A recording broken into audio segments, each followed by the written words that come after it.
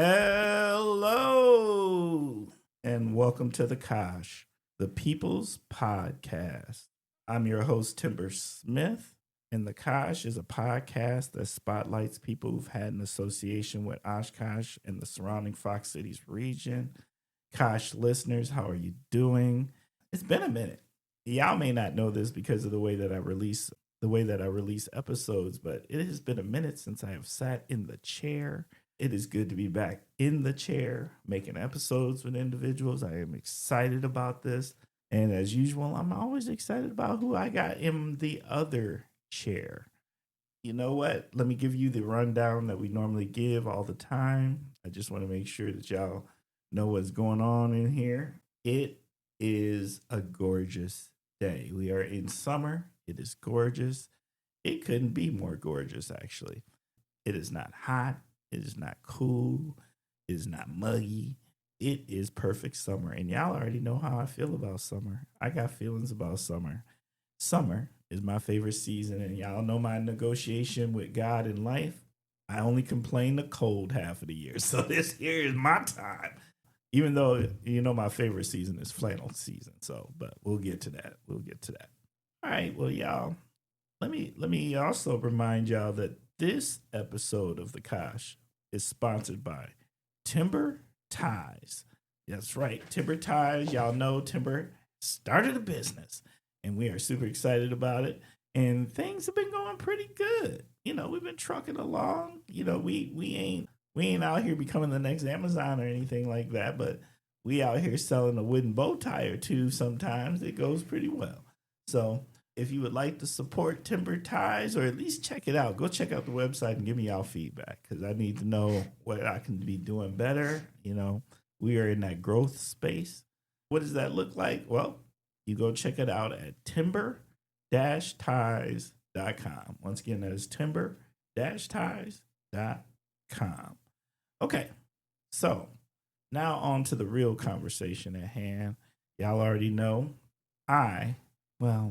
let me just do what we do. You know what we do as Kosh listeners. I don't know how we continue to get these amazing, amazing guests. And this week is no different. I am super excited about this week's conversation, but it's not official until we do this right here. This week's guest is Rick Crosson. Hey, Rick, what's good? How are you doing? Hey, Timber. How are you doing today? I am doing fantastic. I'm super excited to be here, to sit in a chair with you. Yes, sir. And have a conversation with you. Yes, sir. Yes, sir. How are we doing this day? How did it kick off? I'm loving life. I drove down here from my home in Green Bay, and all the time just very excited about this opportunity to be in your home, in your world. Ever since we've met many months ago, there's just been a dynamic relationship. And it's like we've known each other for years. It's just one of those kind of guys that just instantly connect with. I love meeting and connecting with genuine people. And I think genuineness describes you. So thank you, sir. Hey, I appreciate that. Yes, sir. Appreciate that.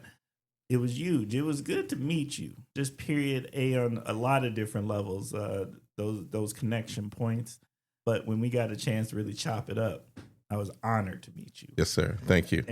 But you know what? We're not going to hold back much here. We're going to go on and get ready to jump into this conversation. And the first thing that we always got to do is we got to let the people know who Rick is. So, Rick, what is your connection to the Kosh in the surrounding Fox Cities region? Well, go back in time to 2001 was when I moved here after I retired from the U.S. Army. Go back way further than that. I am a retired U.S. Army lieutenant colonel. I spent 20 years in the service. I always tell people 20 years in 1 month, and that was one heck of a month.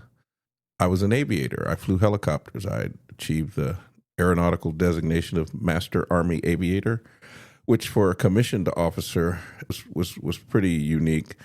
My life has been kind of a story of firsts, and we can get into that a little later in the discussion. But I'm an Army brat myself. My dad was in the service, and so I've lived all over parts of the world in my youth. And I moved when I retired from the Army. I was living in Atlanta, Georgia. And what got me up here was one of my former commanders, a man who I genuinely trusted. He says, Rick, there's some opportunity for you up here in Green Bay, Wisconsin, with a trucking company, major trucking, transportation, and logistics company. In executive level positions, they were looking for military leaders. And I came up and interviewed for a role and got the role and moved here to Green Bay, Wisconsin in the spring of 2001. So I've been here that long. And I love it here. I've always said, I tell everybody I know, I've lived in 19 different places in my life. So I can genuinely say that the rest of America would love to be like the Fox cities, the Fox Valley, Green Bay, Wisconsin, and all over Wisconsin. So that's what's gotten me here, and what keeps me here is the opportunities, the potential, and the vision. Facts.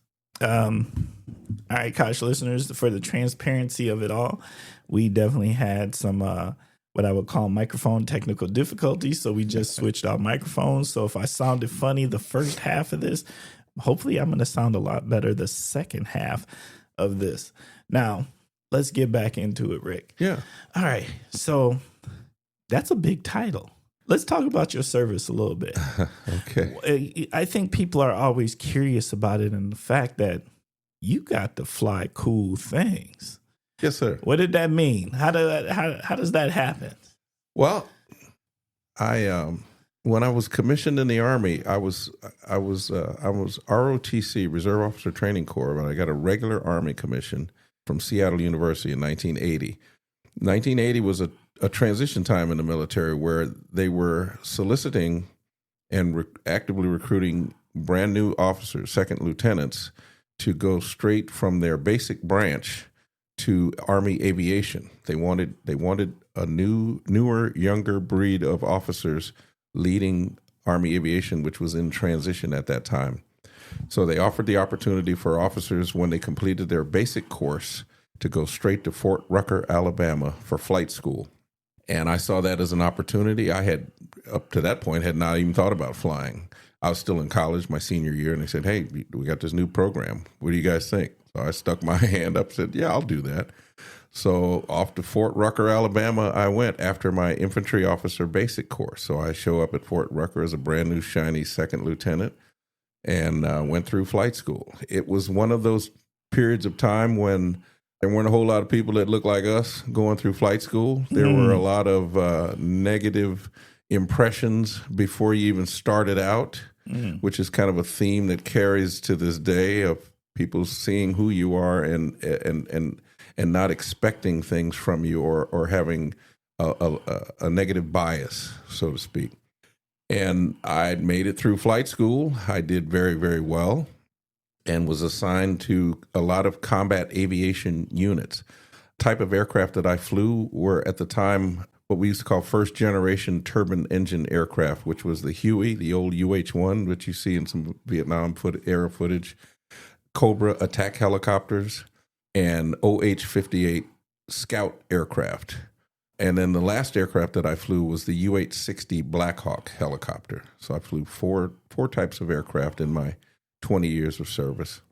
It was fun. It was exhilarating. It caused you to think about things from a three-dimensional perspective because you always had to worry about the threat coming at you from all directions, up, down, behind you, underneath, sideways. It gave you a sense of situational awareness that carries on to this day. I look for opportunities. I look for threats. I look for challenges from all directions. I think that's what being an aviator and an officer and a leader challenges us to do. So I'm very grateful for that perspective and for those kinds of opportunities. Every time I see a helicopter, I get a kind of a wistful look in my eye, like, man, I think I could still do that if given the opportunity. You think you can still get out there? Oh, yes, sir. No problem. No doubt in my mind. All right. That's what I'm talking about. I hope that you, even though EAA focuses on planes, I hope you make your way out to EAA this year. Yes. I was at a meet and greet just about 3 days ago, and I met a gentleman who works for the EAA, and he's given me an invitation to come there and meet with him. I've made a number of trips to EAA Air Venture when it rolls around, and it is very nostalgic. And I always go seek out the helicopters and the guys. I want to go back to something you were just talking about, and that is this stereotyping and the presumption of who we are. Yes. Like, that is heavy. Yes, sir. And how do you navigate that? Because I'm living it too. Oh, I know. And that most days I can get up and put my armor on, right, and navigate, and actually probably do it fairly well, and bring people along and get people to drop some of those things that they don't even know is weighing on their soul. Right. How are you doing and how are you navigating that? That's a question we all ask ourselves every single day, every morning. How am I going to deal with these realities that exist in other people's minds? Because it starts with what I believe in, what I categorically believe in, and what I categorically reject. If I accepted the prevailing negative bias that does exist in this world, I would be accepting the false narrative of my own inferiority. So why in the world would I enter my world, my day, my interactions with that assumption in my own head? So every conversation, every interaction starts from a position of strength, from self-determination, from ownership of who I am, not what somebody thinks I am. But it is a realistic recognition that those negative biases may exist in others. So I have to be aware of how they are perceiving me in the initial interaction. And the reality that if we're the wonderful thing about life is if we started with a neutral assumption about all of us, neutral assumption, we're all equal, there's nothing negative about that person, I don't know that person, but I'm going to assume a neutral position with that person, how much energy would be saved in then learning about the person moving forward? But if you start with a negative bias, a negative assumption, now there's time, energy, resources, money that has to be spent dispelling those negative biases just to get to the neutral position. And my thought is, wouldn't it be wonderful if we all started every interaction with a neutral assumption? But I understand that that's not what is happening. And I get it from even the well-meaning people, because when you said put on the armor, there are certain questions that get asked of me once they feel like they're comfortable with you. Then you get asked the question, Rick, do you generally think that a black man can win this election in this district? And they'll always preface it. Remind you, these are the well-meaning folks that are asking this. They'll say, "Well, I'm not asking for me. I'm saying, what about?" It's these other folks out there. I said, really, maybe this is you asking, because you might have that bias residing within you, even though you've proclaimed to be well-meaning.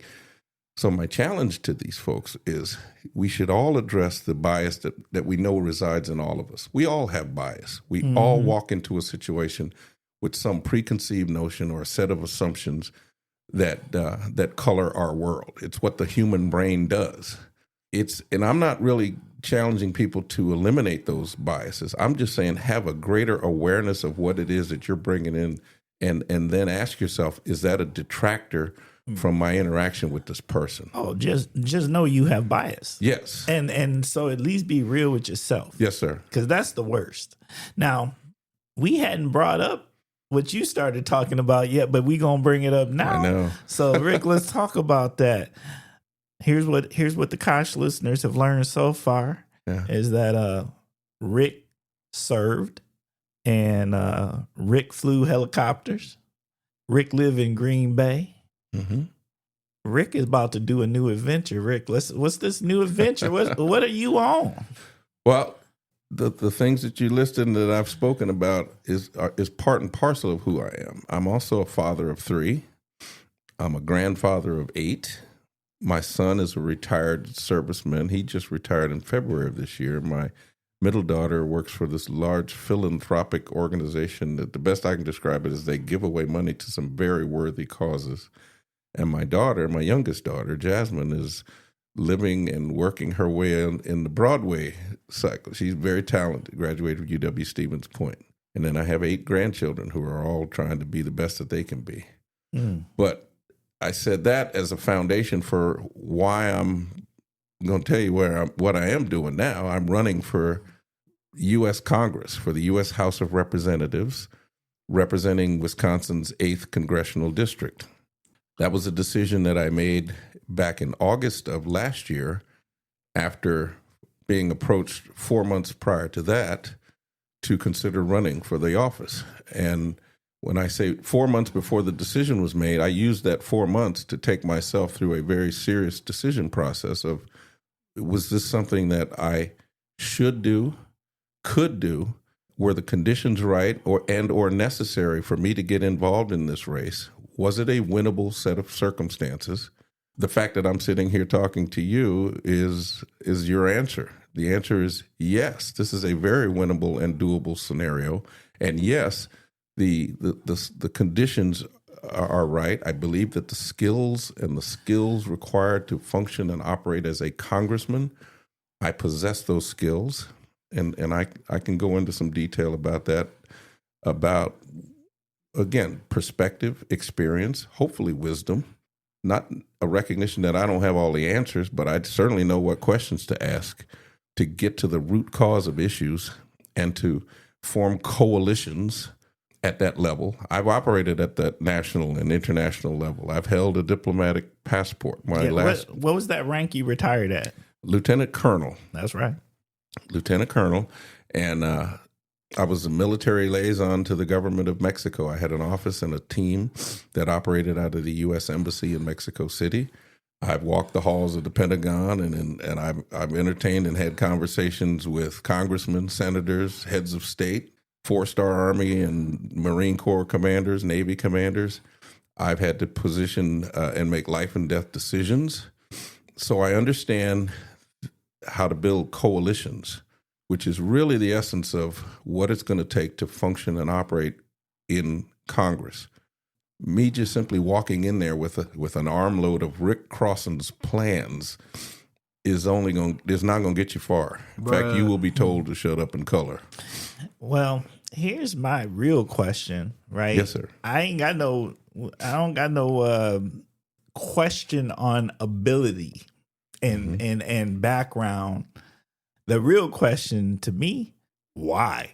Why would you want to enter the political arena right now? Because it just seems wild out there. It feels wild. And that just feels like you've already served our country.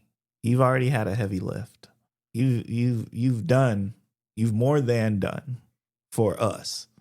Why would you want to continue in a political seat? I could not in good conscience enjoy the rest of my life knowing that our country is at a crossroads, one that could slide us into a permanent autocracy, or on the other branch of that road would be a more stable, solid democracy for the future of our country. I could not in good conscience sit back and let that happen. And if not me, then who? And I would, if I decided to do nothing, I would abdicate any responsibility or opportunity to complain about anything else for the rest of my life. And I believe that everything that I've done up to this point has been preparing me to get in this fight. And it's a fight for the future of this country, for the state of Wisconsin, for you, for your family, for my kids. If I did anything less than that, I wouldn't be able to look myself in the eye.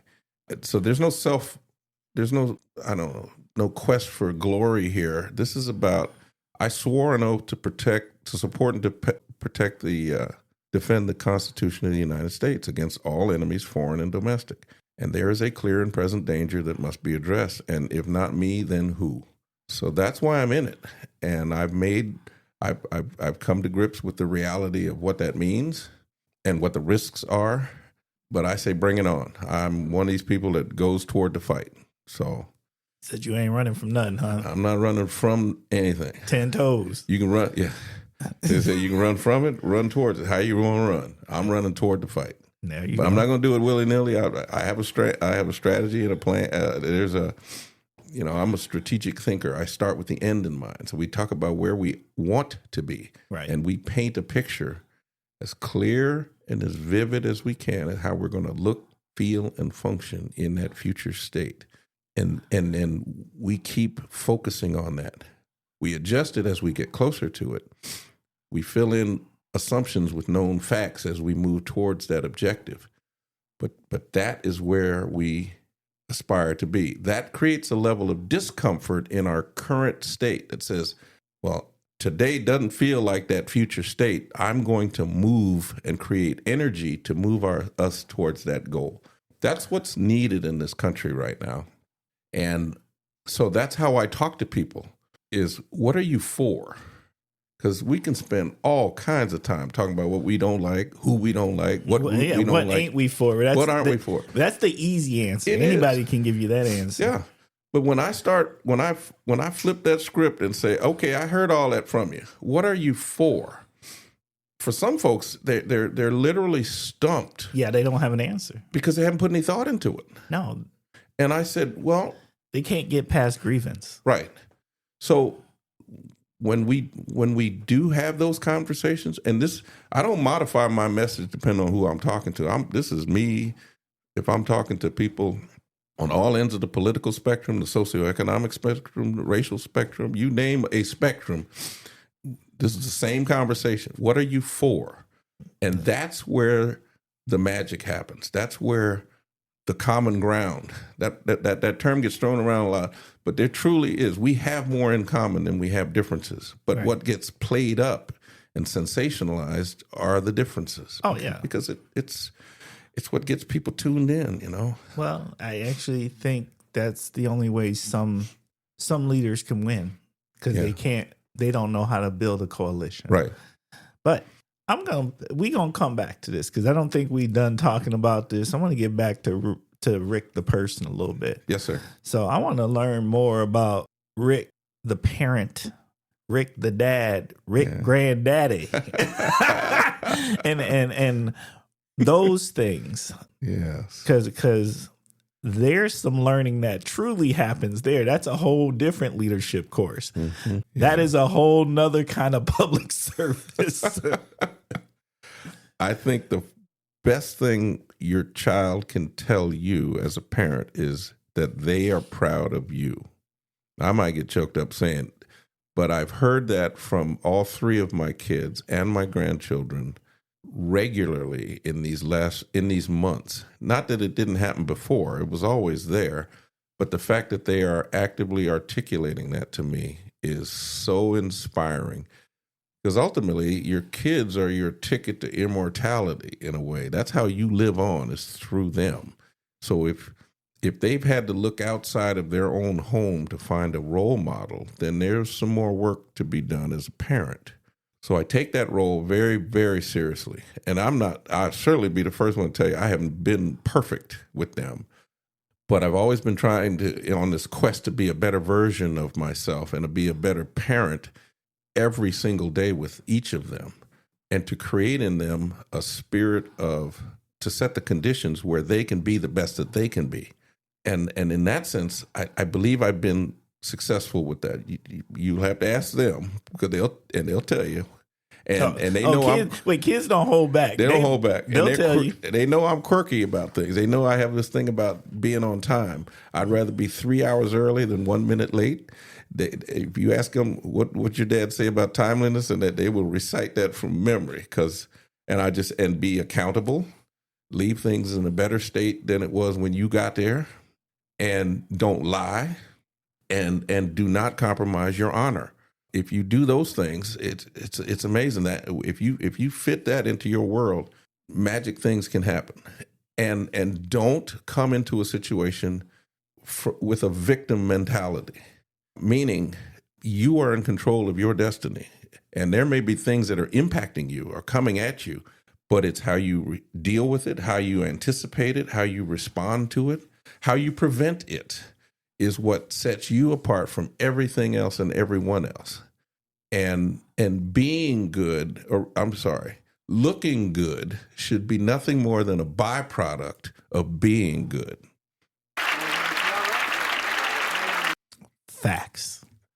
Rick, I already knew about you because you know what? I was ready for you because most guests come right on time. Yeah, you was early. I was ready for you. I already knew how you was coming. Yes, sir. I was like, Rick gonna be here. I sent you my ETA. Wait. I was like, Rick gonna be here 10 minutes early. I'm gonna be ready for him. All right. Well, you know what? Now we got a better picture of who Rick is. And I think I know the answer to this, but we're going to ask it anyway because that's what we do. We're going to ask this question. Okay.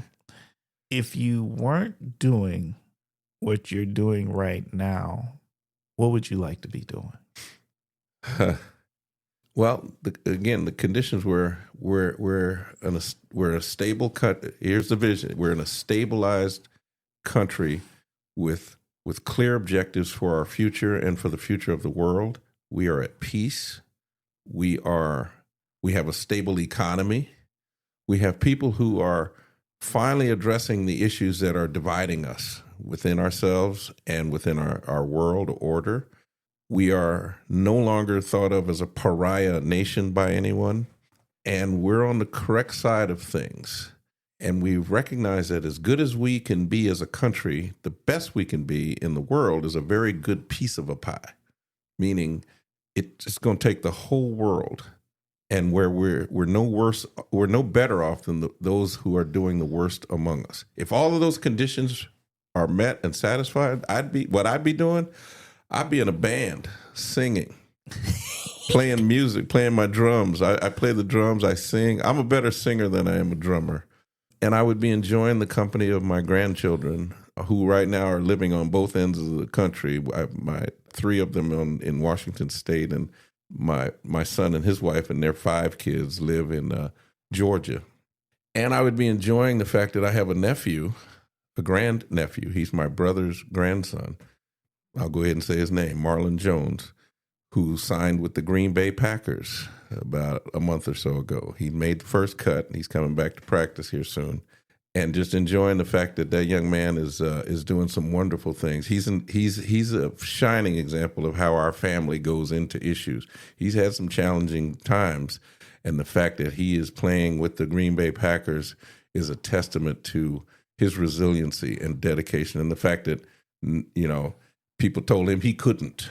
And when somebody tells anybody in our family, you can't do this, our first response is, oh yeah, watch me. So that's what I would be doing. Bruh. I love that. that and you know what? You left that out. Why you leave that out the bio? The drummer and a better singer than a drummer? Yeah. You can't be leaving stuff off the table, Rick. We got to know who Rick is. Yes, sir. Okay, well, that's fantastic. Well, Rick, we about to really get into it now, so let me just go on and do what we do here on the Kosh, and that is this.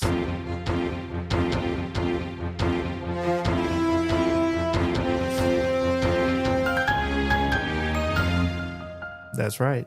Kosh listeners, you already know when you hear that sound, that means it is time for the topic of the week. And the topic of the week is chosen by our guests 99.9% of the time. And guess what?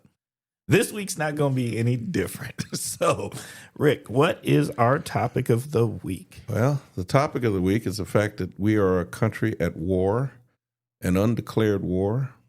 In my opinion, a war that was the president entered into without the authorization of U.S. Congress.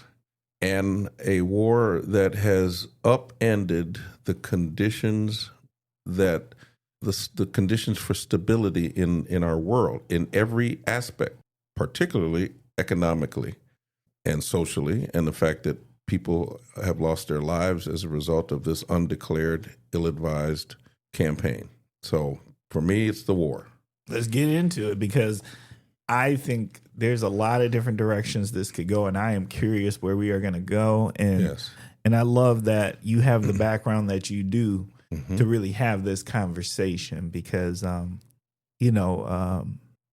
feel like we look at these situations very differently when we have served, and I have served too, not to your level, but nonetheless, it's still special when you sign your name on the line and you put your hand up. Yes, sir. And frivolously starting conflicts is detrimental to people we know. Mm-hmm. Yes. And that it gives me so much pause. Yes. I'll start the conversation by Rick, the father, who flew to Georgia to see his son graduate, or not graduate, but to retire from the Army. It was scheduled to be a very happy day, because his father, me, got to give him a retired U.S. Army cap, and we took a photograph together. That was February 28th. February 28th is also significant in that was the day that war kicked off. So you had me, retired Lieutenant Colonel, congratulating his son, Staff Sergeant Clifton Crosson, with my son's Army buddies who are still in uniform, sitting in this room with these looks on their faces like we are at war today. So there was a mixed bag of celebration and trepidation on that day. And those soldiers not being able to make comment about any of those situations because they're in uniform. They could not say what was on their minds. And I didn't feel it advisable for me to make a comment to them or put them in a compromising position. Because when you're in uniform, you're expected to follow the orders, the lawful orders of those appointed above you. I didn't think that was a lawful execution of this and commitment of our military. I still don't. So there's that element of this war, the fact that our military has been placed in a compromising situation where we've got folks in uniform who have acted on orders, who at some point there's going to have to be a reckoning and an accounting for any action that has been taken as a result of these orders given.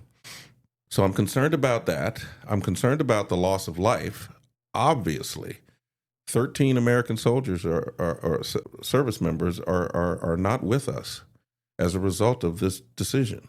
That is something that is just, and how we don't treat loss of life lightly this way. We don't commit our forces unless there is a clear reason to do so, a clear objective with a clear end state. I learned that from my leader, Colin Powell, who the Powell Doctrine talked about that. So there's the war itself. There is the fact that our NATO allies, all of our allies, none of them participated in this. They weren't advised. They didn't have a part to play in it. And so we're not getting international support. The fact that this thing was committed without the advice and consent of U.S. Congress, who has the sole accountability for declaring war, is unconstitutional. So I have a concern about that piece of it. And then there's Rick Crosson, who, when I got out of the military and I came up, and I've been in the transportation and logistics world for a number of years. I've run large trucking companies and logistics organizations. So I see things from a supply chain management perspective. The world's economy has been upended, and we're now in a place where strategic choke points are now up for grabs throughout the world, the Strait of Hormuz being one of them. But there are other key strategic choke points that up until now we've had this concept called freedom of the seas, freedom of navigation. that's out the window now. So that whole concept now has transformed how we're going to move goods around the world. I don't even know if we can go back to February 27th, which was the day before this war kicked off, that we would ever return to that type of normalcy. So there's a motivation for me from that perspective as well to say, we got to get in this and fix this mess. Right now, this thing is so bad. And there hasn't been the kind of deep thought planning to figure out how to correct this gross miscalculation. And that's another motivation or reason why I talk about the war, because the war, it's more of a manifestation of failure on the part of this country to do the things that are necessary to move us towards that whole nation or notion of a more perfect union. You know what I worry about is there seems to be a really big lack of transparency about what is happening in this war. Mm-hmm. Right? We're not hearing about it. Right. Normally, you'd hear about it. You would know, basically, kind of getting a daily report. You would know we were attacked here. We were this thing. And there was, you were informed. Right. And I feel like we aren't hearing anything. Right. And we know it ain't that nothing's not happening. There's a lot happening. Because if you watch newscasts from overseas and other locations, the only place not telling anything is us. Right. And that's wild. Well, that goes to the premise that if it's right, if it's good, it should stand the light of day, and it should stand the scrutiny of a question. The fact that you don't see what's going on, the lack of transparency means there's an internal admission that we're not doing the right things because it can't stand scrutiny. It's why one of my competitors or the current occupant of this role that I'm seeking has never had a town hall meeting, because you cannot defend the indefensible. So the best answer is to just not make yourself available to the people to account for yourself. Ooh, wait, we got to talk. Wait. I don't know if I want to stop the flow you on, but you're trying to tell me that we have a person who holds public office who has never made themselves, since holding office, publicly available to the public. That is correct. That is correct. That is bonkers. And if you think about everything that has happened since he took office, and to have had no standing in front of the people that put him in office, I can't think of a scenario where I couldn't do it. And trust me, I've stood before 4-star generals and heads of state and been on the receiving end of a whole lot of one-sided conversations, which means I know what being accountable means. I have no problem doing that. None. That's wild. Okay. All right. I had to sidestep that. No, That's an interesting. Yeah. That's an interesting thing. I'm going to say those people of this particular district, I want to ask y'all, why are y'all letting that happen? Because I think there's an accountability on, let's not just hold him accountable. I want to hold the people accountable of why you're not holding your district person accountable. Yes. That actually is a question I have asked, particularly of the people who voted for him. They're frustrated. They have no problem telling me that. What they are concerned with is, okay, well, what's our option? A viable alternative to who I voted for? Because now you get into the tropes, the dogma, the bubbles that people are living in that says, okay, as bad as things are, that other side is worse. So I'm going to stick with what I got, even though I know it's not good for me. And so you got a lot of folks sticking with the status quo because in their minds, they don't feel like they can side with some other entity. That's my accountability, is to present myself as a genuine, viable alternative to this madness. in a way that gets the people of Wisconsin, the people of the 8th District, moving in the direction that we all want to go. And that's by being who I am, being genuine, sitting down with them. And I've had folks on the far right that says, "Okay, Rick, now this is after the conversation of what are we for? We've talked about it. We've agreed that, okay, Rick, I like you. I'm going to vote for you. In fact, this is going to be the first time I'm going to vote for somebody outside of the party that I'm currently affiliated with." They'll either say, "I'm going to vote for you and I'm going to tell everybody I know," or at the other end of the spectrum, it says, "I'm going to vote for you, but I can't tell my friends. I can't tell anybody." And I'm still trying to process how to totally respond to that, because in a way, okay, I appreciate your vote, but if you are going to vote for me, you should have the courage of your conviction to share that with people out there. But I know that for some folks, that's asking more than I should expect. Hey, look, I don't have, me personally, if I was running, I'd have no expectation. A vote is a vote. I'll take it. The vote can be in the light or the dark. But if you, that's just me. I know. There's a part of me that says, don't just vote for me because you don't like the other person. Vote for me because you want me. You want me in the, but I know that's not a realistic, I don't know. All right, I'm going to pivot us back so we can get ready to complete your topic of the week, back to the conflict we're in. Yes. What else would you like to share with the Kosh listeners that's on your soul about this conflict, and maybe things that they should be taken into consideration? Well, I believe that when they illegally renamed the Department of Defense the Department of War, that should have been taken as a signal that there was an intent to become an aggressor nation. The whole reason that way back when the Department of War was changed to the Department of Defense, it was a statement with internally and externally to the world that we were not going to be an aggressor nation. We were certainly going to create the conditions to defend ourselves, to defend our nation and our national interests. We were fully prepared to do that, something that we've all signed up for. But when they changed that title designation to Department of War, it said to the world that we're going on the offense. We're going to take what we want, and we're not going to take counsel from anyone. That should have been the warning sign right off the bat. And the fact that we collectively as a country did not rise up and say, "Oh, no, you're not," that's disturbing.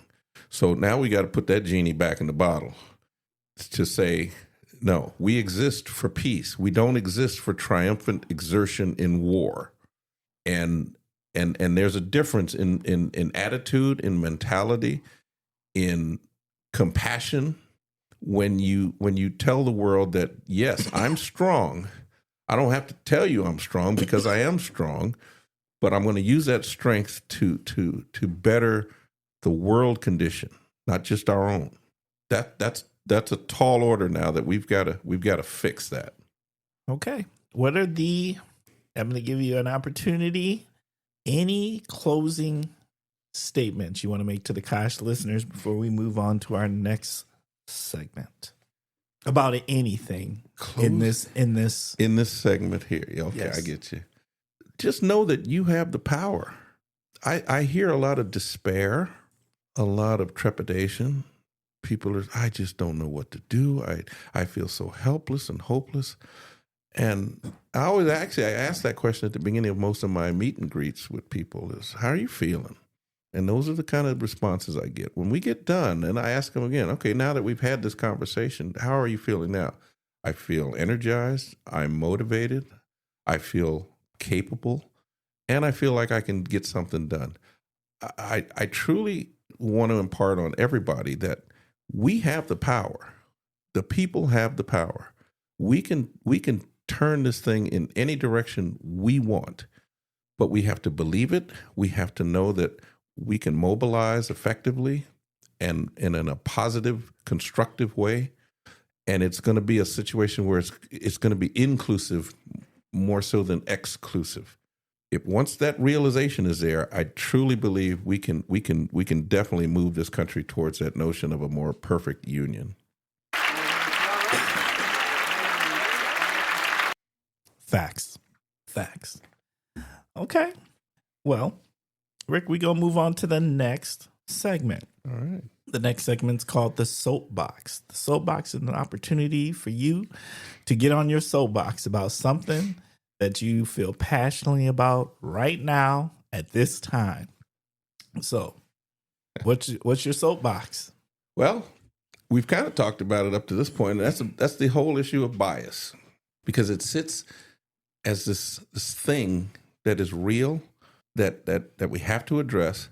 I think the last time this country was seriously considering addressing some systemic root cause issues was back in the late 1970s. And then for whatever reason, we decided to just bury our head in the sand and just ignore that the issues even exist. So then those same problems being foundational just kept taking deeper root. I think we collectively have to have some open, honest dialogue about these things that are creating fear and separation amongst us. Bias is my soapbox for most people, and you notice I don't use, even though I know these things exist, but prejudice, racism, and all of those things, those are symptoms of bias that have been burned into us, and maybe there's some sort of a self-defense mechanism that we have bias to be on the lookout for threats that come and harm us. But we're in a situation now where we're creating threats and we're taking action on things that don't have any basis in reality. It's all about the bias. I'm keenly aware of it, being who I am, and I'm sensitive to how people are reacting and responding to me.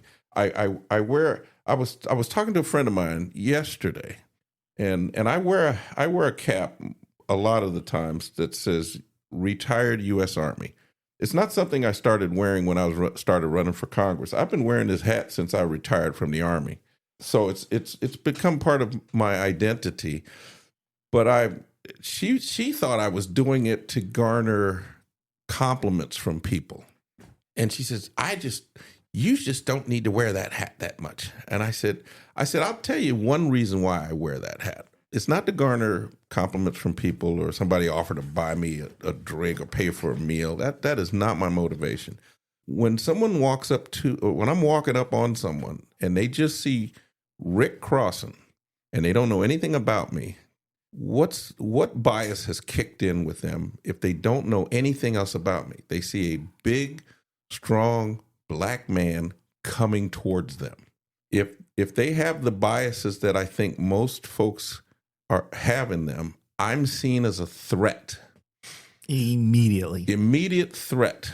And so this hat communicates a message that says, I'm something else other than this big black man with the bias that you've attached to me, because I'm not a threat to you. I haven't mean you no harm, but you've concluded that immediately. And that hat is a way of saying, well, maybe not. Maybe he's a veteran. Oh, okay. He now becomes less of a threat, or at least that part of the bias has been at least somewhat put to rest. Yeah. So being aware that bias exists, I have to deal with it. I get on an elevator, I see little microaggressions, or they clutch their purse, or I get out of the car in a parking lot, somebody make sure that I know that they've locked their car door by honking the horn. Oh, you know what? I love doing that to other folks. Because I do it to other folks. I don't want nothing in your car. I don't want your purse. It would just be nice again to just have the neutral assumption. To just exist. A human being. Wouldn't that be nice? It's exhausting. It is exhausting. I don't think people understand. Not only that, what I look at it as is a safety issue. Yeah. It's a safety issue. Yes. And that is how I have always viewed this whole, because I do the same things you're talking about. Mm-hmm. I don't have the privilege to wear a veteran retired hat But there's other ways, Right. bow ties. The bow tie. I was just gonna say. Bow ties are very disarming. Yes. But my thing is, I don't think people always understand that the need for that disarmament is because of the threat for our safety. Yes. Because if you have built-in bias where you have a feeling of being threatened, you're not even 100% sure how you're going to respond Right. illogically. Mm-hmm. That's the part that scares Yes. me. And I'm like, look, I don't want none of that smoke. I hear you. There is no logic to that smoke.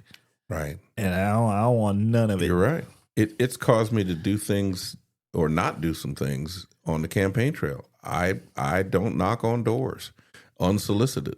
They see me standing at their doorstep unsolicited. It is an immediate threat to them.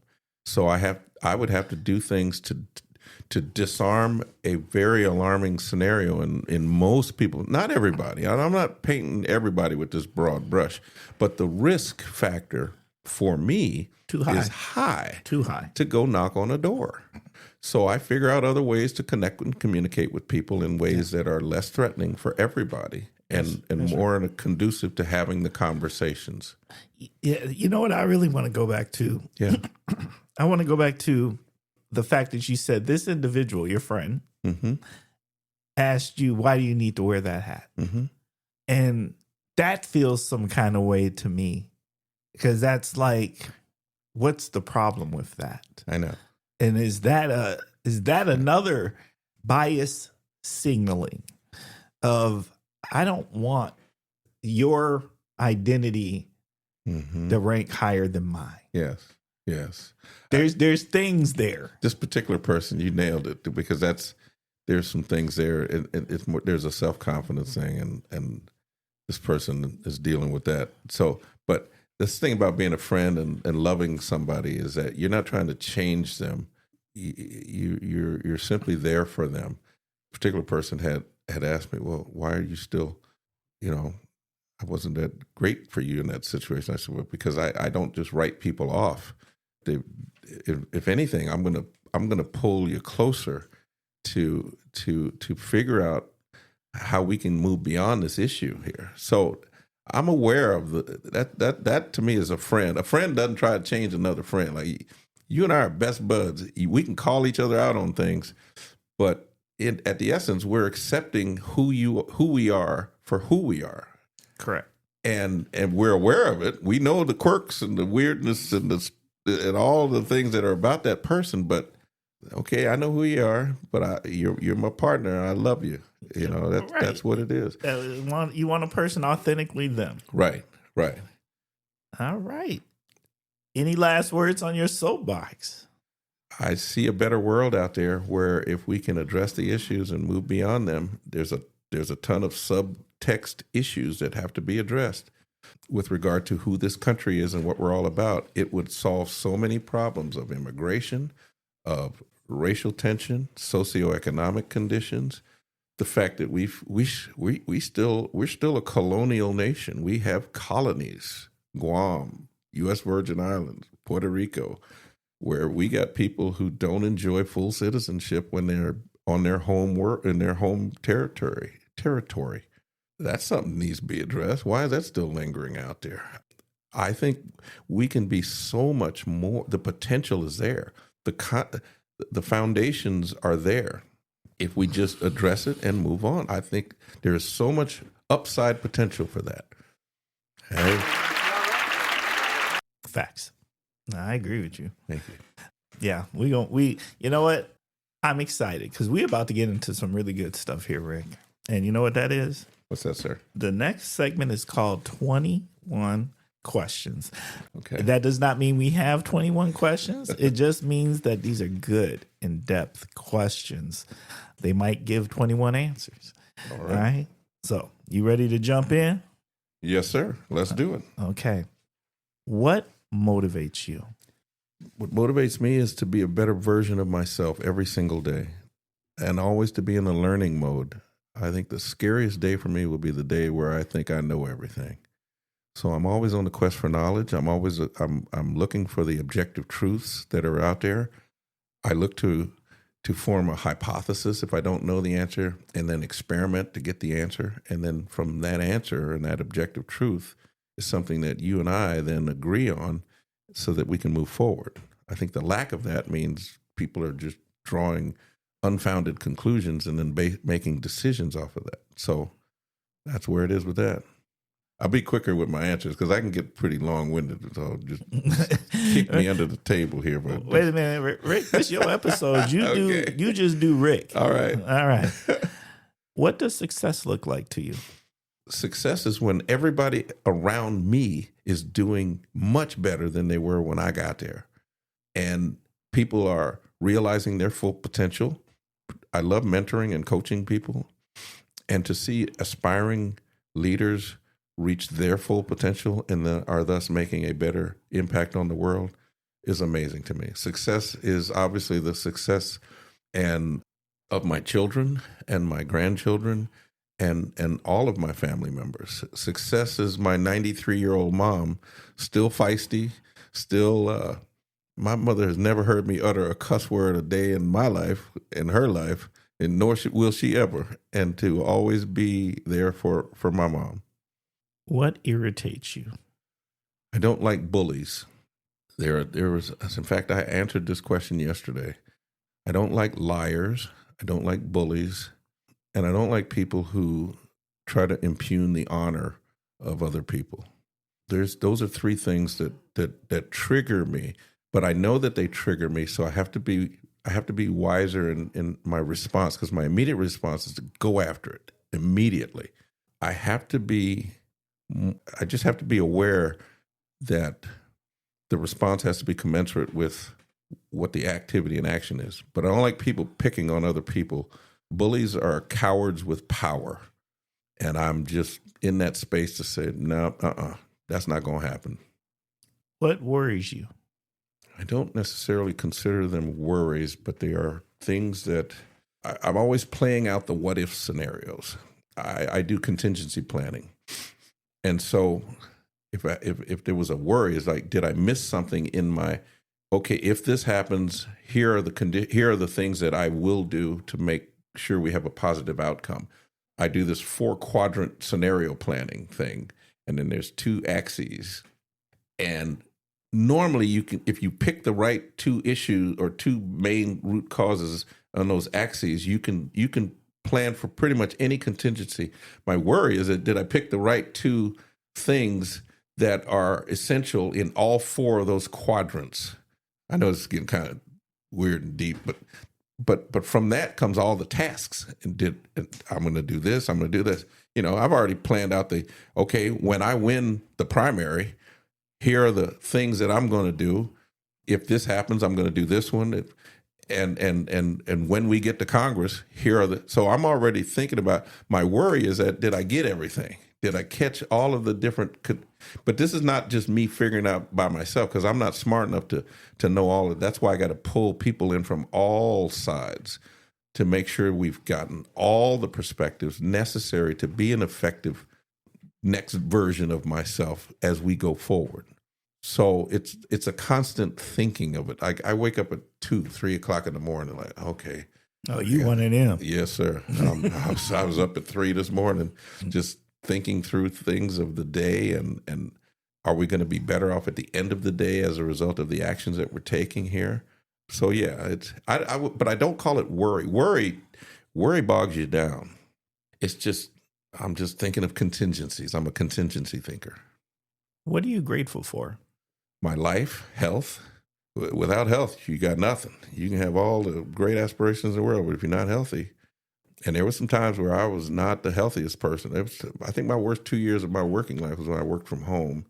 I was an executive for a logistics company that had employees nationwide. So I had to be on everybody's time zone throughout that day. My days were long, and I got so out of shape. It was not a healthy environment. It wasn't good. So I'm grateful for my health. I'm aware of the fact that you gotta be good to yourself. That's not selfish. that's actually selfless, because you're no good to anybody if you're not physically, emotionally, spiritually in the game. What do you want to be remembered for? My children. And are they doing what they're supposed to be doing in life, contributing members of society? I'm not interested in a Rick Crosson legacy type of thing. You know, when you're successful is when other people are doing and saying the things that you've imparted onto them. That's when you say, oh, wow, okay, they did hear what I was saying. They got it. Or people come up to you years later and said, you know, Rick, you really made, you know, that one conversation we had in your office that day completely changed my trajectory of how I think about things. And I've imparted those same things to hundreds of other people. That's when you know you're there. It's not a plaque on the wall, or I don't know, that doesn't motivate me at all. It's, have you left things in a better state of being than when you got there? How do you define love? Love is unconditional, and it doesn't seek to change or transform. You know, some people say, well, he's not anything now, but when I get a hold of him, I'm going to turn him into this, that, and the other. Love doesn't seek to transform. It accepts. It's an acceptance thing for me. And you can impart love on a whole lot of different kinds of folk. My mother used to say, you don't hate anybody, son. What you do is love the hell out of them in a way that causes them to see the true nature of your spirit. It's giving without any expectation of anything in return. It's liberating in that sense, because you're not looking for the negative all the time. You're, like I said, at the worst case, you're assuming a neutral position. On the best case, you're assuming the positive aspects of anybody that you meet. It doesn't mean going into something being naive. No.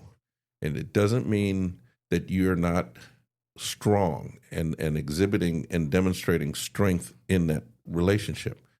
It's being true to everything around you, even yourself. And it's knowing that you have limitations and you have your own set of issues and biases and weaknesses to deal with. What is the most memorable life lesson you learned from a parent, a guardian, or a mentor? That I didn't have to have all the answers, nor did I have to pretend to have all the answers. As a young officer and a young leader, I thought I had to know everything and have all those answers and be the smartest person in the room. That to me is I look back on that, it's laughable, because if you're the smartest person in the room, what does that mean? That means everybody that you've surrounded yourself with is dumber than you. And if you know your limitations and what you're all about, that means you have now set yourself up as the limiting factor for growth in any situation, in any organization. You see that playing itself out now in this current administration, where there's not a lot of smart guys built around this dude. There may have been a chance of success had that happened, but because that's what narcissism does to people. So my lesson learned from an early commander is, you're not the smartest guy in the world. You keep demonstrating that every day, but you're acting like you are, and stop acting. First of all, recognize your own limitations. You'll be a better leader if you do that. Last question. Let me just set the scenario. So you have been asked to keynote. You are keynoting, and in that space where you are about to keynote are, a whole room full of your colleagues and peers, and they're getting ready to hear Rick come walk out on this stage and set it down. But before we do that, we got to set a tone. What is your walkout song? You'll Never Find by Lou Rawls. You'll never find, as long as you live, someone who loves you tender like I do. That's what I do. And that song, that first set of lines sets the tone that's what I'm coming with. Love, I feel for you. I'm going to hear what motivates you.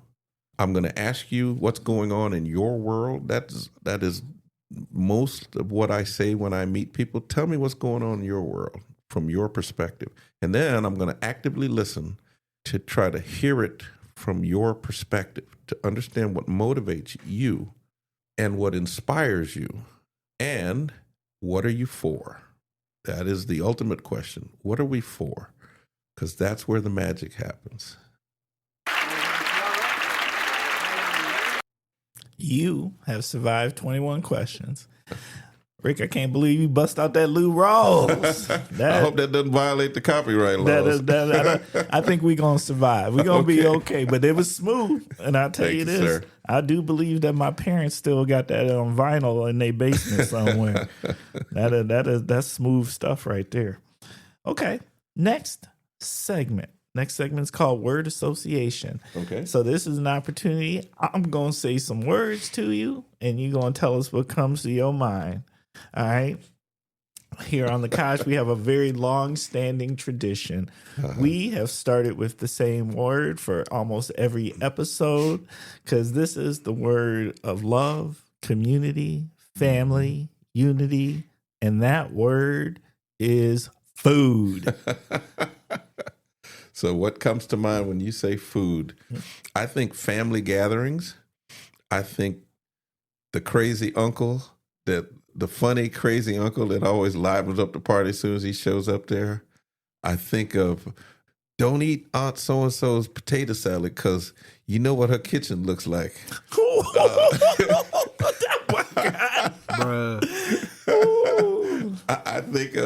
I think of a pound cake that my mother. I gave the recipe to my mom. It's a wonderful decadent pound cake, and the fact that I was able to share something with her, and she still talks about that pound cake because I'm the only one that can make it for her. So I think family. When I think food, I think family. Love that. I don't know why you bust that out. That you know what her kitchen looked like. Oh, because them real things them real things that get said. Oh, cocktail or beer? Cocktail. I've never drank a beer. I'm not a beer drinker. My drink of choice, and I have one a week, is a Long Island tea. And if you do it right, you make it right. You only have to do one. There's truth in that. Yes, sir. Because Long Island iced tea, that's a ride. It's a ride if you do it right. Mm-hmm. Yes, sir. Okay. The Long Island iced tea. Mm-hmm. Ooh, I ain't heard that one. That's a new one for the Kosh. But I am familiar. Shop local. Oh, I tend to not do a lot of shopping, but I'm a shoe person. This is kind of odd. I notice people's shoes. It's not a fetish. It's not anything creepy. But if somebody spends good quality time with their shoe selection, that says a lot about a person, in my opinion. And are they taking care of their shoes? There's one lady, her name is Karen. She's a beautiful soul. She's in a wheelchair, but every time I see her, she and I are talking about the shoes that she has. She has an assortment of shoes. So I'm always looking, and it's become this thing between the two of us. I said, Karen, I love them shoes you got going on, girl. You're rocking them shoes. And she said, Rick, every time I know I'm going to see you, I put on a new pair. I said, I've never seen the same pair of shoes on you. But that just becomes a thing that now that's a connection with her and I. So she, and I'm aware of my shoe choice. I'm also aware of respect. We're in your house. And you're like I am. When you come into my house, shoes stay by the door, and and you have that same expectation, and I love it. I welcome it because it's respectful. It's a matter of respect. Respect and also it's a cleanliness thing. Right. I just think and it's not intentional, but right. You out here walking everywhere. You don't know what you're bringing in. That's right. You don't know what you're bringing in. I hear you. I'm with you. All right. Well, okay. Well, we know you like shoes, and we ain't doing a lot of shopping. Bruh. All right. Music.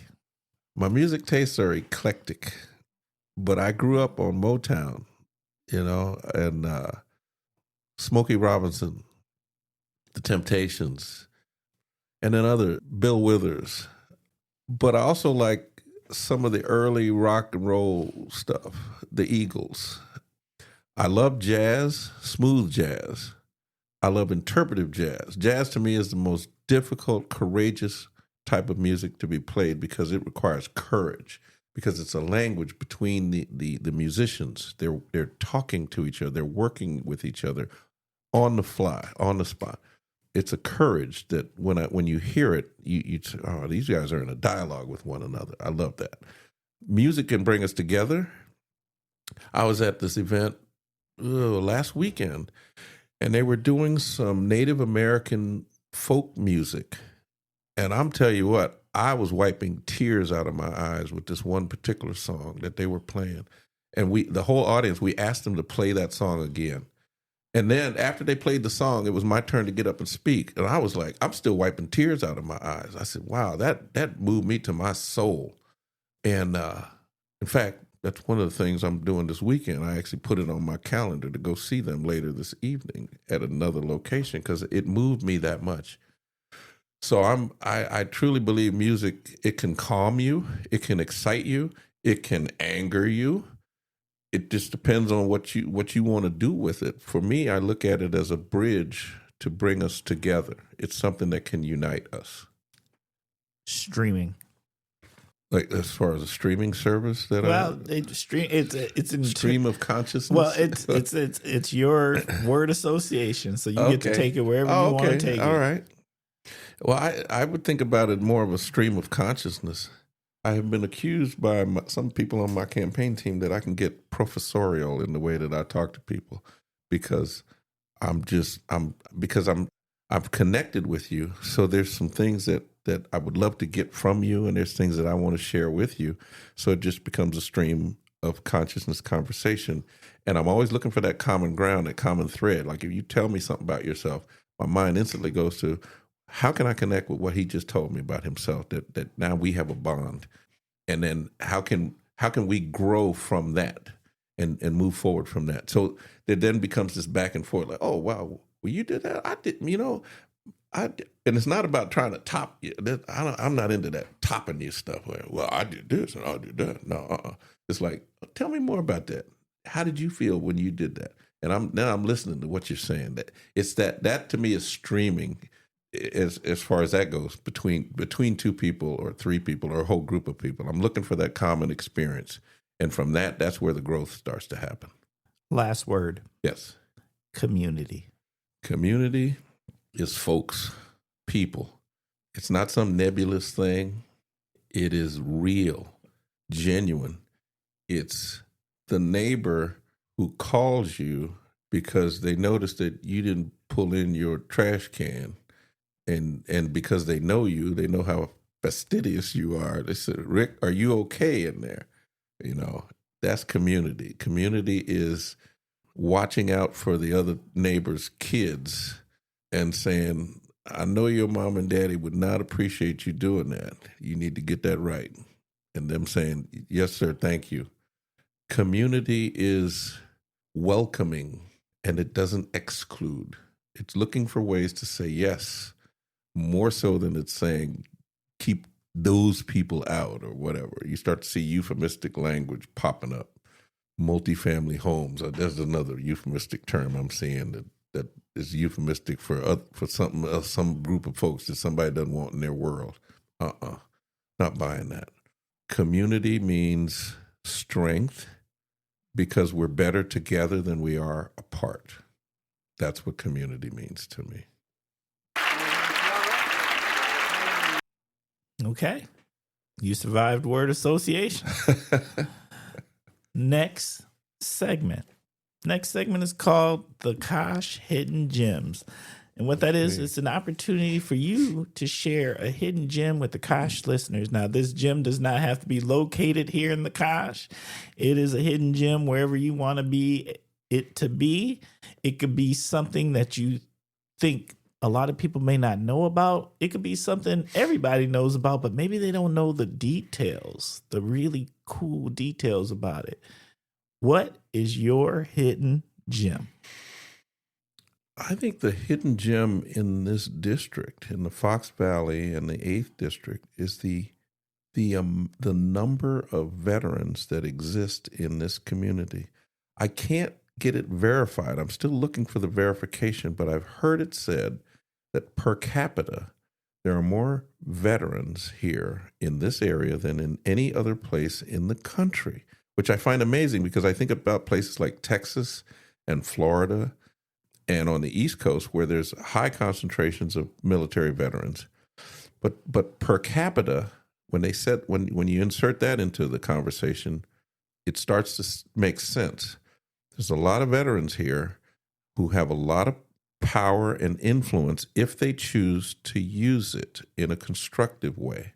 There are so many. I have connected with so many veterans groups during this campaign and forged some genuine relationships with a lot of them. What strikes me is that there's a lot of them, but they're fragmented in the sense that they're unto themselves.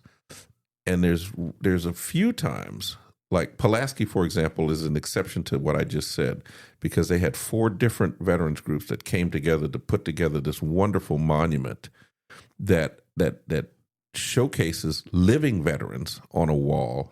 It's akin to the Vietnam War Memorial in D.C., but this is instead of deceased veterans, these are live veterans. I could go today, tomorrow, and fill out a form and get my name put on that wall. It's a wonderful tribute to the existing living veterans in the community. And I think to myself, what power, potential power, exists with veterans in this area if we would just come together collectively and express our issues and concerns in a way that is productive, with our foundation being the fact that we swore an oath to support and defend the Constitution of the United States. That, for me, is a hidden gem that needs to be taken full advantage of. Another hidden gem, I would call it a component of that veterans thing, are the Hmong veterans. These are the folks who served and supported our country during the Vietnam War, particularly in Laos and Cambodia, and sacrificed a lot of blood and treasure and family and country to support us, and who are now living in exile and living as residents and citizens of the United States, but who have yet to be properly recognized for their services. And I think there's a gem of an opportunity that needs to happen immediately to give formal recognition, VA status to our Hmong veterans. I think anything short of that is unacceptable. Facts. Yes, sir. Okay. Now it is time for my favorite segment. And my favorite segment on the Kosh is known as Story Time. And what Story Time is an opportunity for our guests to tell the Kosh listeners a story. That story can be about absolutely anything. Rick, where are we going? What's your story? Well, let's go back to when I was a young captain. I was a troop commander, and I had the mission of flying border security along. At the time, was the East German, West German, Czechoslovakian border. We flew border surveillance missions. These are live scenarios where any screw up could get you killed. And I was on a flight with I was flying in the Cobra, the attack helicopter. This is the precursor to the Apache. This was a Cobra attack helicopter. And I remember I was flying with a gentleman. His name is Tim. And just the other day, he sent me a photograph that I hadn't seen or thought about in years. I'm not a nostalgic person. I don't go back and think about all those. But he says, Rick, I've been following your campaign, and look at the picture that I found of you back in the day, if you can picture this young captain sitting on what was called an ammo bay door, is where the ammunition slides underneath the aircraft of a Cobra attack helicopter, and I'm sitting there with my flight suit on, and what came to me was, wow, there's been a lot of times where I've been honored to be in positions where I was the only one doing it. I was the first one doing it, the first of my family, the first this, the first that. I know you can relate to being recognized as he's the first of his kind to do this, that, or the other. And I'm still living with the first thing. In a way, it's commendable, but in a way, it says why are we still talking about being the first at doing something? First of all, we should be celebrating the fact that we are diverse, that we have all of this capability, that there are no limits to what anybody can do. But yet and still, we're still dealing with that. I've gotten asked that, you're the first black candidate to run for Congress in the 8th District. I said, yeah, but I'm also the first Rick Crosson to run for Congress in this district. Let's focus on the things that unite us, and and maybe by me being in here, I can be more of an inspiration for people coming up behind me to flood this door. I told a group of assembled Latino community members just last night about how much power they have. I said, you're 18% of the population here in Green Bay, Wisconsin. You could literally come in with the power that you have and run large elements of this community. Oh, that's facts. Facts. Yeah. You just have to want to do it. And so the story is we can do so much. And sometimes we have to stop with the rat race to say, yeah, we got this. We own this. There's nobody else going to write our future for us. We got this. So I guess that's a long way around of saying that the power resides in us. Just like that young captain sitting on the ammo bay of an AH-1 Cobra way back when a lot of people said, you can't do that, or we don't normally do that sort of thing. And my answer then and now is, oh, yeah, watch me. Watch me. So as we go into this candidacy, as we come up on August 11th, I'm saying to that young captain that I'm here because of you, of the mentality and the ideology that your father and your mother set for you, and this is where you're on that journey. And my mother still to this day, because I called her the other day, she says, Ricky, because she still calls me Ricky, when's it ever going to be enough for you? I said, Ma, I don't know. I'm not there. I'll let you know when I get there. But you've always taught me to move things forward. And so that's why I'm in this. So that's who I am. Thank you, sir.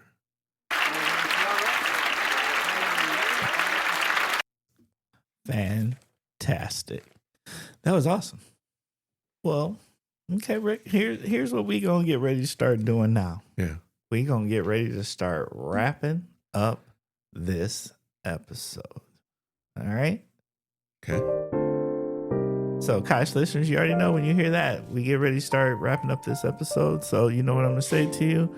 I want to say thank you, thank you, thank you. Thank you for spending time with us. Thank you for giving us your minds and ears. Thank you for caring about another amazing neighbor, another amazing community out here, or a community member out here helping to make our community a better place. Truly, because you know what? Running for office is not for the weak, nor is serving this country. I loved everything about this conversation. There were lessons here. And I hope you really dig into some of these lessons. I think profound things were said. There were honest things said. And if anything, let this serve as a reminder that we have really good people out here trying to make really good things happen for all of us. And we can't take that for granted, right? So let's be good neighbors. Let's be good citizens. Let's be good humans. And let's be an active voting electorate. Yes. There's something to that. Let's make sure that we are exercising the privileges that we have been given here. So, Kosh listeners, you know what I'm about to say here. We are trying to become the #1 podcast in Wisconsin, but I can't do that without your help. So what I need you to do is, while you're listening to this and you're thinking, man, Timber, you should have asked this, or Timber, you need a new segment about this. Well, you got to let me know. Or maybe you're thinking, I would be a great guest, or I know who would be a great guest. Well, you got to let me know. And you can let me know by emailing me at askthekosh@gmail.com. Once again, that is askthekosh@gmail.com. Also, I do believe this is a pretty awesome podcast, and it's something that truly elevates our community, because I think a stronger community is one where we know our neighbors, and this is an awesome way for you to get to know the amazing people out in our community just doing amazing things. If you've really listened to the Kosh and have followed the Kosh, we have literally interviewed all sorts of people from all sorts of backgrounds and all sorts of identities. We say no to no one. If you are bold enough to come sit in this chair and have this conversation, you are welcome to come and be on the Kosh.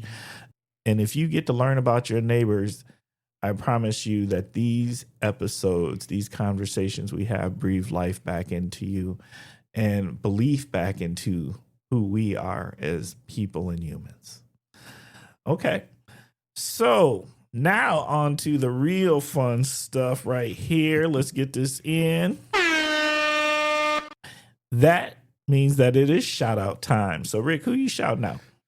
I got to give definitely a shout out to my campaign team. I call them my fire breathers: Julie, Amy, Dawn, Lindsay, all smoke bringers. They are powerful, strong women, one and all. They appropriately push me around and challenge me in ways that have made me a better person with better perspective.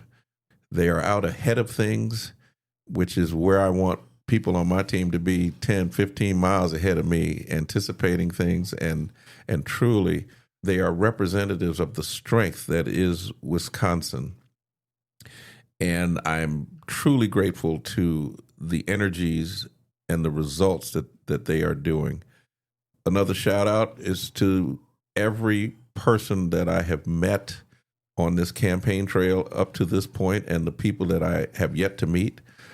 There are some wonderful folks, well-meaning people who are looking for leadership, but also looking to get involved in any way that they can to support the movement, the forward movement of this country and of the state of Wisconsin and of their communities. There's a lot of caring people out there, and I've come to appreciate everyone for what they bring to the table. I'm talking farmers, teachers, union members, housewives, small business owners, large business owners. Everyone that I meet all wants to do the right thing. What we need collectively is a common definition of the right thing.